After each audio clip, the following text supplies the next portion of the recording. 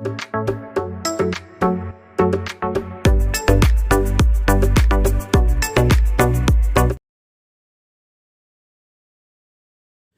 Morning, ഏവർക്കും study Nifty മലയാളത്തിൻ്റെ daily market ന്യൂസിലേക്ക് സ്വാഗതം. ഇന്നലെ നിഫ്റ്റിയെ സംബന്ധിച്ച് നെഗറ്റീവായിട്ടുള്ള ഒരു കാര്യം നടന്നത് 24,000-ന് താഴെയായിട്ടാണ് നിഫ്റ്റി ക്ലോസ് ചെയ്യുന്നത്. ഇന്ന് ഇന്ത്യൻ വിപണിയെ സംബന്ധിച്ച് വളരെ ക്രൂഷ്യൽ ആയിട്ടുള്ള ദിവസമാണ്. മന്ത്ലി എക്സ്പയറി ഡേ ഇന്നാണ്. സാധാരണയായിട്ട് ഒരു ഉയർന്ന വൊളറ്റാലിറ്റി കാണിക്കുന്ന ഒരു ദിവസം കൂടിയാണിത്. നിഫ്റ്റി, ബാങ്ക് നിഫ്റ്റി, പ്രധാനപ്പെട്ട ഓഹരികളെല്ലാം വലിയ ചലനങ്ങൾ ഉണ്ടാക്കാൻ സാധ്യതയുള്ള ഒരു ദിവസം കൂടി ആയതുകൊണ്ടാണ്.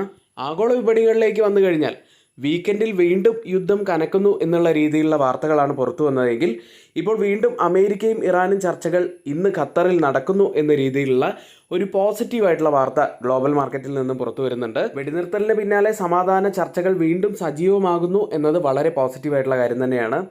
നമ്മൾ പറഞ്ഞതുപോലെ തന്നെ വാരാന്ത്യത്തിൽ സൈനിക ഏറ്റുമുട്ടലുകൾക്ക് പിന്നാലെ അമേരിക്കയും ഇറാനും ഇന്ന് ചൊവ്വാഴ്ച ഖത്തറിൻ്റെ തലസ്ഥാനമായിട്ടുള്ള ദോഹയിൽ പുതിയ ചർച്ചകൾ നടത്താൻ ഒരുങ്ങിയതായി അമേരിക്കൻ പ്രസിഡന്റ് ഡൊണാൾഡ് ട്രംപ് തന്നെ അറിയിച്ചിട്ടുണ്ട്. ഇറാൻ ചർച്ച ആവശ്യപ്പെട്ടിട്ടുണ്ട്. നാളെ ദോഹയിൽ യോഗം നടക്കും എന്നാണ് ഇന്നലെ ട്രംപ് പറഞ്ഞത്. എന്നാൽ ഈ പ്രഖ്യാപനത്തിനോട് ഇറാൻ ഇതുവരെ ഔദ്യോഗിക പ്രതികരണം നടത്തിയിട്ടില്ല.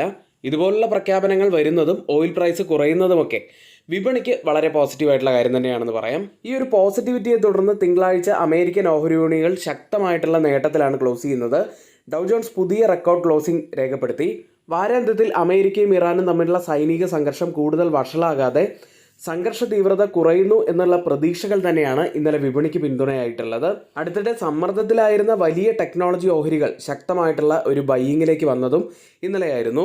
US വിപണികളിൽ ഇന്നലെ നാസ്ഡാക്ക് ആണ് കൂടുതൽ നേട്ടമുണ്ടാക്കിയത്. 2% ഉയർന്നു. S&P 500 1.18%, ഡൗ ജോൺസ് 0.59% നേട്ടവും ഇന്നലെ ഉണ്ടാക്കി. US ലിസ്റ്റ് ചെയ്ത ഇന്ത്യൻ കമ്പനികളുടെ പ്രകടനം നോക്കിക്കഴിഞ്ഞാൽ ഇന്നലെ വിപ്രോ 4% മുകളിൽ ഇടിഞ്ഞു.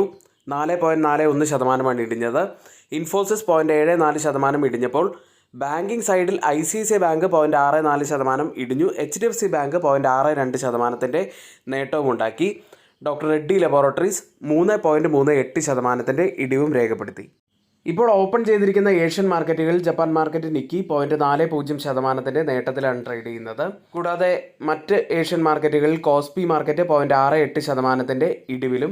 ഇപ്പോൾ സമയം 7 മണി കഴിഞ്ഞ് 15 മിനിറ്റാണ്. ഗിഫ്റ്റ് നിഫ്റ്റി ഇപ്പോൾ ട്രേഡ് ചെയ്യുന്നത് 23,999 എന്ന നിലയിലാണ്. ഇപ്പോഴത്തെ ഈ ഒരു നില വെച്ച് ഏകദേശം 25 പോയിൻറ്റ്സിൻ്റെയൊക്കെ ഒരു ഗ്യാപ്പ് ഓപ്പണിങ്ങിനാണ് നിഫ്റ്റിയിൽ ഇന്ന് സാധ്യത കാണുന്നത്. ഇന്ത്യൻ വിപണിയിലേക്ക് വന്നാൽ ഇന്നലെ ഇന്ത്യയുടെ വ്യാവസായിക ഉൽപ്പാദനം 3 മാസത്തെ ഉയർന്ന നിലയിലായിട്ടാണ് പുറത്തു വന്നത്. മെയ്യിൽ 5.1% വളർച്ചയാണ് രേഖപ്പെടുത്തിയത്. ഏപ്രിൽ മാസത്തിൽ 4.9% വളർച്ച രേഖപ്പെടുത്തിയത്. മാനുഫാക്ചറിംഗ് മേഖല 5.5% വളർച്ച രേഖപ്പെടുത്തി. വൈദ്യുതി ഉൽപ്പാദനം 11.1% വളർച്ചയും രേഖപ്പെടുത്തിയിട്ടുണ്ട്. വൈദ്യുതിയും ഗ്യാസ് വിതരണവും 9.9% വളർച്ച രേഖപ്പെടുത്തിയപ്പോൾ ഖനന മേഖലയിലാണ് ഒരു ഇടിവ് സംഭവിച്ചിരിക്കുന്നത്. 1.6% ഇടിഞ്ഞിരിക്കുന്നത്. കൂടാതെ ജൂൺ മാസത്തിലും വളർച്ച മെച്ചപ്പെടാനുള്ള ഒരു സാധ്യത തന്നെയാണുള്ളത്. ഇന്ത്യ റേറ്റിംഗ്സ് പ്രകാരം 2026 ജൂണിൽ IIP വളർച്ച ഏകദേശം 5.7% ഉയരാനുള്ള സാധ്യതയാണുള്ളത്. ഇനി 1-2 പ്രസ്താവനകൾ കൂടി നോക്കുകയാണെങ്കിൽ അത് ഇന്ത്യയെ സംബന്ധിച്ച് വളരെ പോസിറ്റീവായിട്ടുള്ള കാര്യം തന്നെയാണ്. ഒന്ന്, ഗ്ലോബൽ റേറ്റിംഗ് ഏജൻസി ആയിട്ടുള്ള മൂഡീസിൻ്റെ അഭിപ്രായം പ്രകാരം എണ്ണവില ഉയർന്നാലും ഇന്ത്യയുടെ ഇൻവെസ്റ്റ്മെൻറ്റ് ഗ്രേഡ് റേറ്റിംഗ് അപകടത്തിലല്ല എന്ന് തന്നെയാണ് പറയുന്നത്. കോവിഡ് കാലത്തിന് ശേഷം ധനകാര്യ നിയന്ത്രണത്തിൽ ഇന്ത്യ നല്ല പുരോഗതി കൈവരിച്ചിട്ടുണ്ട് എന്നതാണ് പ്രധാനപ്പെട്ട കാരണമായി പറയുന്നത്. ഇതുകൂടാതെ ശക്തികാന്ത ദാസ് ഇന്ത്യയുടെ 8% സാമ്പത്തിക വളർച്ച കൈവരിക്കാൻ കഴിയും എന്നുള്ള ശുഭപ്രതീക്ഷയും പറയുന്നുണ്ട്. അതായത് ആഗോള ഭൗമരാഷ്ട്രീയ സാഹചര്യം സ്ഥിരത പുലർത്തുകയാണെങ്കിൽ 8% വളർച്ച കൈവരിക്കും എന്ന് അദ്ദേഹം പറയുന്നു. യുദ്ധത്തിൻ്റെയൊക്കെ പശ്ചാത്തലത്തിൽ വലിയ രീതിയിൽ തന്നെ ഓയിൽ പ്രൈസുകളൊക്കെ ഉയരുകയുണ്ടായി. ഓയിൽ പ്രൈസുകളിൽ ഉണ്ടായ ചാഞ്ചാട്ടവും കൂടാതെ അവിടുത്തെ പൊല്യൂഷനുമൊക്കെ കാരണം ഡൽഹി ഗവൺമെൻറ് ഇപ്പോൾ പുതിയ EV പോളിസിക്ക് അംഗീകാരം നൽകി. 15,000 കോടി രൂപ നിക്ഷേപം ഇലക്ട്രിക് വാഹനങ്ങൾക്ക് വൻ സബ്സിഡിയാണ് ഇപ്പോൾ ഇനി അവിടെ നൽകാൻ പോകുന്നത്. ഡൽഹി സർക്കാർ പുതിയ ഇലക്ട്രോണിക് വാഹന EV പോളിസിക്ക് അംഗീകാരം നൽകി. ഇന്നലെയാണ് അംഗീകാരം നൽകിയത്. 15,000 കോടി രൂപ ബഡ്ജറ്റ് അലോട്ട്മെൻ്റ് ആയിട്ട് ഈ പദ്ധതി 2026 ജൂലൈ 1 മുതൽ 2030 മാർച്ച് 31 വരെയാണ് പ്രാബല്യത്തിൽ ഉണ്ടായിരിക്കുക എന്ന് മുഖ്യമന്ത്രി രേഖ ഗുപ്ത അറിയിച്ചു. അടുത്ത 4 വർഷത്തിനിടെ 15,000 കോടി രൂപയുടെ ഇലക്ട്രിക് മൊബിലിറ്റി പ്രോത്സാഹിപ്പിക്കാൻ ചെലവഴിക്കും. 33% പങ്ക് വാണിജ്യ ചരക്ക് വാഹനങ്ങൾക്കാണ്, 46% പങ്ക് ഇരുചക്ര 3 ചക്ര വാഹനങ്ങൾക്കുമാണ്. സബ്സിഡിയുടെ കണക്കിലേക്ക് വന്നാൽ ഇരുചക്ര EV വാഹനങ്ങൾക്ക് ഒന്നാം വർഷം 30,000-ഉം 3 ചക്ര EV വാഹനങ്ങൾക്ക് 50,000 രൂപയുമാണ് ഒന്നാം വർഷം സബ്സിഡി ലഭിക്കുക. ഇനി ഒരു സ്റ്റോക്കിൻ്റെ വാർത്തയിലേക്കാണ്. പേഴ്സിസ്റ്റന്റ് സിസ്റ്റം എന്ന സ്റ്റോക്ക് 11% ഇടിവ് ഇന്നലെ രേഖപ്പെടുത്തിയിരുന്നു. ഇന്നലെ ഒരു സബ്സ്ക്രൈബർ നമ്മളോട് അത് ചോദിക്കുകയുണ്ടായി, വാട്സപ്പിൽ മെസ്സേജ് അയച്ചിരുന്നു.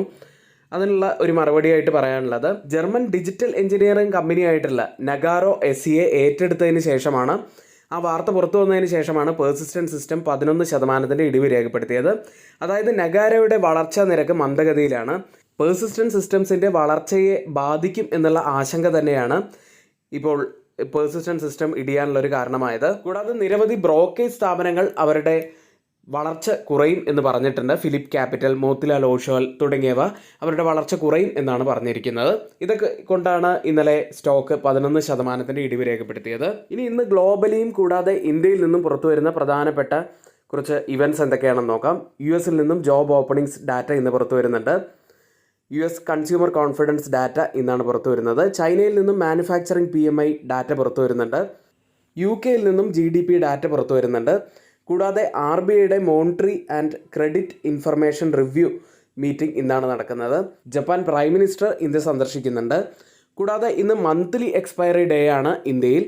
അതുകൊണ്ട് തന്നെ അതും വളരെ ഇമ്പോർട്ടൻ്റ് ആയിട്ടുള്ള ഒരു കാര്യം തന്നെയാണ്. അടുത്തതായി ഗോൾഡ് പ്രൈസിലേക്ക് വന്നാൽ, കേരളത്തിലെ ഗോൾഡ് പ്രൈസ് ഇന്നലെ പവന് 1,04,80 എന്ന നിലയിലായിരുന്നു. കൂടാതെ ബിറ്റ് കോയിനിൽ ചെറിയൊരു റിക്കവറി കാണാം. $60,000 തിരികെ എത്തിയിരിക്കുന്നു. 1% നേട്ടത്തിലാണ്. വെടിനിർത്തലിന് ശേഷം US ഇറാൻ സമാധാന ചർച്ചകൾ വീണ്ടും ഫലപ്രദം ആകുന്നു എന്നുള്ള വാർത്തകൾ പുറത്തു വരുന്നതോടെ ബ്രന്റ് ഫ്യൂച്ചേഴ്സ് $72.49 പെർ ബാരൽ എന്ന നിലയിൽ 1% ഇടിവിൽ ട്രേഡ് ചെയ്യുന്നു. ഇന്നത്തെ ഏറ്റവും ഹൈലൈറ്റ് ആയിട്ടുള്ള വാർത്തകളാണ് നമ്മളിവിടെ ഷെയർ ചെയ്തിട്ടുള്ളത്. മറ്റൊരു കാര്യമുള്ളത്, ആർക്കെങ്കിലും നമ്മുടെ പെയ്ഡ് എഡ്യൂക്കേഷൻ ടെലഗ്രാം ചാനലിൽ ജോയിൻ ചെയ്യാൻ താല്പര്യമുണ്ടെങ്കിൽ ഇപ്പോൾ തന്നെ തൊട്ട് മുകളിൽ കാണുന്ന ഈ വാട്സപ്പ് നമ്പറിൽ ഒന്ന് മെസ്സേജ് അയച്ച് നിങ്ങൾക്ക് ജോയിൻ ചെയ്യാവുന്നതാണ്. വെറും 1,299 രൂപയ്ക്ക് 3 മാസത്തേക്ക് നിങ്ങൾക്ക് ജോയിൻ ചെയ്യാൻ കഴിയുന്ന നല്ലൊരു അവസരം ഇപ്പോഴുണ്ട്. ചില സ്റ്റോക്ക് ന്യൂസുകളിലേക്ക്. ആദ്യം HDFC ബാങ്ക് എന്ന കമ്പനിയാണ്. പുതിയ പാർട്ട് ടൈം ചെയർമാനും പുതിയ CFOയെയും കമ്പനി നിയമിച്ചിരിക്കുന്നു. പോസിറ്റീവായിട്ടുള്ള ഒരു വാർത്തയാണ്. അടുത്തതായി ആക്സിസ് ബാങ്കാണ്. CFO പുനീത് ശർമ്മ രാജിവെച്ചു. പുനീത് ശർമ്മ മാസങ്ങൾക്ക് ശേഷം HDFC ബാങ്കിൻ്റെ CFO ആയി ചുമതല ഏൽക്കും എന്ന രീതിയിലുള്ള ഒരു വാർത്തയും പുറത്തു വരുന്നുണ്ട്. സ്ഥിരീകരിക്കാത്ത ഒരു വാർത്ത തന്നെയാണ്. അടുത്തത് ബന്ധൻ ബാങ്ക് എന്ന കമ്പനിയാണ്. ബന്ധൻ ബാങ്കിൻ്റെ CFO രാജീവ് മന്ത്രി രാജിവെച്ചിരിക്കുന്നു. നെഗറ്റീവായിട്ടുള്ള ഒരു വാർത്ത, അല്ലെങ്കിൽ ന്യൂട്രൽ ആയിട്ടുള്ള ഒരു വാർത്തയായിട്ട് നമുക്കിതിനെ കാണാം. എഞ്ചിനീയേഴ്സ് ഇന്ത്യ എന്ന കമ്പനിയാണ് മറ്റൊന്ന്. പുതിയ CMD ആയി അതുൽ ഗുപ്ത ചുമതലയേറ്റു. അടുത്ത SIS എന്ന കമ്പനിയാണ്. 120 കോടി രൂപ വില വരുന്ന ഷെയർ ബൈബാക്ക് കമ്പനി പ്രഖ്യാപിച്ചു. അടുത്തത് ക്രസ്റ്റ് വെഞ്ചേഴ്സ് ആണ്. മുംബൈയിലെ പുതിയ റീഡെവലപ്മെൻറ്റ് പദ്ധതിക്ക് കമ്പനി കരാർ നേടി. മറ്റൊരു കമ്പനി യെസ് ബാങ്ക് ആണ്. 16,000 കോടി രൂപ വരെ ഫണ്ട് സമാഹരിക്കാൻ ബോർഡ് അനുമതി നൽകിയിരിക്കുന്നു. മറ്റൊരു company rights and container corporation of India എന്ന കമ്പനീസാണ്. ടെർമിനൽ വികസനത്തിനായി ഒരു MOU കമ്പനി ഒപ്പുവെച്ചു. അടുത്തത് Sterling and Wilson renewable energy എന്ന കമ്പനി. ഈജിപ്തിൽ ഏകദേശം $560 മില്യൺ മൂല്യമുള്ള ഒരു സോളാർ പദ്ധതി കമ്പനി നേടി. അടുത്തത് ആഫ്കോൺസ് ഇൻഫ്രാസ്ട്രക്ചർ എന്ന കമ്പനിയാണ്. ഓഹരിക്ക് 2 രൂപയുടെ അന്തിമ ഡിവിഡൻഡ് ശുപാർശ ചെയ്തിരിക്കുന്നു. ഇന്ന് എക്സ് ഡിവിഡൻഡ് ഡേറ്റ് ആയിട്ട് വരുന്ന പ്രധാനപ്പെട്ട ചില കമ്പനികൾ Bajaj Finserv, Bajaj holdings and investment, Bajaj finance, Maharashtra scooters, വെൽപ്സൺ corp തുടങ്ങിയവയാണ്. ഇന്നത്തെ ഏറ്റവും ഹൈലൈറ്റ് ആയിട്ടുള്ള കുറച്ച് കാര്യങ്ങളാണ് നമ്മളിവിടെ പറഞ്ഞു പോയത്. ഈ കാര്യങ്ങളെല്ലാം ഏറ്റവും ഓതറൈസ്ഡ് ആയിട്ടുള്ള സൈറ്റുകളായ Moneycontrol, Mint, Reuters, CNBC, Financial Express തുടങ്ങിയ മാധ്യമങ്ങളിലാണ് എടുത്തിരിക്കുന്നത്. മറ്റുള്ളവയെല്ലാം നമ്മുടെ വ്യൂസ് മാത്രമാണ്, ഒരിക്കലും റെക്കമെൻഡേഷൻ അല്ല, നിങ്ങളുടെ എഡ്യൂക്കേഷണൽ പർപ്പസിന് വേണ്ടി മാത്രമാണ് ഷെയർ ചെയ്യുന്നത്. എങ്കിൽ ഇന്നത്തെ ഈ വീഡിയോ ഇവിടെ പൂർത്തിയാവുന്നു. ഏവർക്കും നന്ദി.